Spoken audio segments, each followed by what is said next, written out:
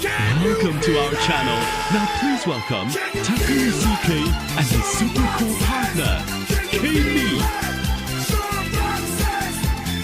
What is up, everyone? I am CK. Today, we're talking about the flash of the AI video generation, World Wan2.2 Lightning, and Dino models. When I first saw this strange name, I thought it was a fusion model of LoRa. But later I used it, and it turned out not to be the case. Yo, I am K-Me, the Flash. I love that analogy. So, how fast is it really? Is it the legendary 4-step video, 20 times faster? You are really in the know. Absolutely right. The secret to its speed is bypassing something called CFG. CFG. Sounds like a secret code. So, bypassing it gives it super speed. But won't the video quality turn into a pixelated mess? You've hit the nail on the head. To maintain quality, it uses a technique called model distillation. You can think of it like a master chef passing down their life's work to a prodigy student. The student's steps are simpler, but the dish they make tastes almost identical to the master's.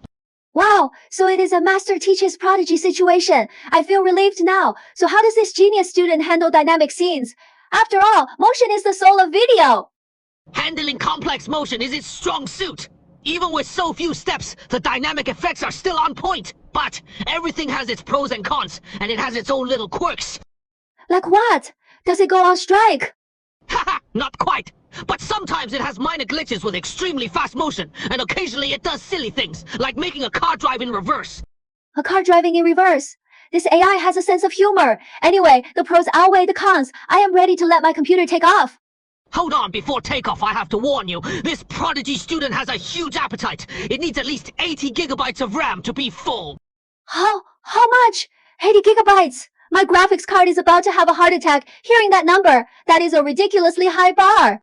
Don't worry, I've put all the workflows on Running Hub, so you don't have to deal with environment setup and dependency conflicts anymore. All the complicated settings are done for you, so you can spend your time creating, not fighting with code. There is a link in the comments. Click it for 1,000 free credits, and you can get an extra 100 every day just by logging in. That is more than enough to test the waters or build your own setup. That is a lifesaver. Awesome. So, can we play with the latest models on there? Of course. On September 29th, the officials just released 2 brand new models based on this architecture, and I've already deployed them. One is called Wan2.2 T2V A14B TEPS 25028 Dino, and the other is Wan2.2 T2V A14B TEPS LoRa 25028. Those are long names. They sound super powerful. Is there any difference in how you use them? Well, let me keep you in suspense for a bit. As for how to use them and their performance, I'll walk you through it step by step in the upcoming workflow demonstration. Alright, I can't wait. Quick, same as always. Start your show. Alright, let me give you a detailed breakdown of the core info in this workflow. Step 1 is loading the models. We're using 2 Anet loaders here, one for a high noise model and one for a low noise model. Let's look at the high noise model. 1 RTRV RCB4S TEPS 250,920/8 Dino high. I pay attention to that number. 250,920/8. It is actually a date stamp. The creator said the models will be continuously updated, so he is using the release date as a version tag. The low noise model is its matching counterpart, so it doesn't have the timestamp. The output from the high noise model goes directly into the first K sampler. No need to add anything else. Set the steps to 4, and we'll let the high noise model handle the first 2 steps. Use the Euler sampler and the simple scheduler. And remember, this is important. The render noise option must be enabled. Next up, the low noise model, which feeds into the second KJ sampler. Here, we can load its matching LoRa, which is 1-2R4BT RV low lighting no 4S. See, they're a match made in heaven.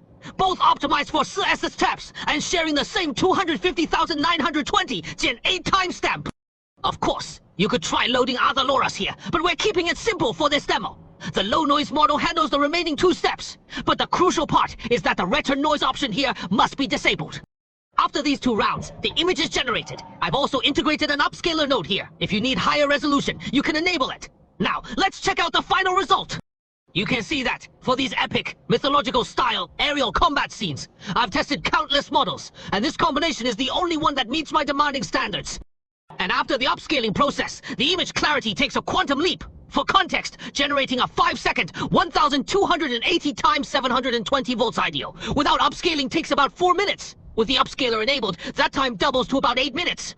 But the difference is night and day. The sharpness is significantly improved. A clip of this quality could be dropped straight into a film or television series, and it would fit seamlessly. Now let's look at another test I ran. In the low gen noise stage, I added an extra reward LoRa, the 1.2.2 BMP high noise that I've shared before, which is specifically designed to enhance dynamic motion. But honestly, after adding it, I found its impact on the motion and the overall image to be negligible. You can barely tell the difference.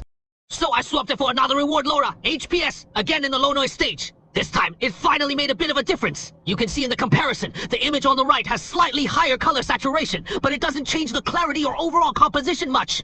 Right. Just a little more pop in the colors. So, you can probably skip this extra LoRa. I'll be uploading this final, optimized workflow to Running Hub, so you all can use it directly. That is incredible. This speed and quality are tailor-made for impatient creators like us. Haha! That is the charm of the Flash. It uses ultimate speed to open up new possibilities for efficient creation for all of us. Thanks to CK&KM for the wonderful explanation. Don't forget to like and subscribe. And we'll see you next time.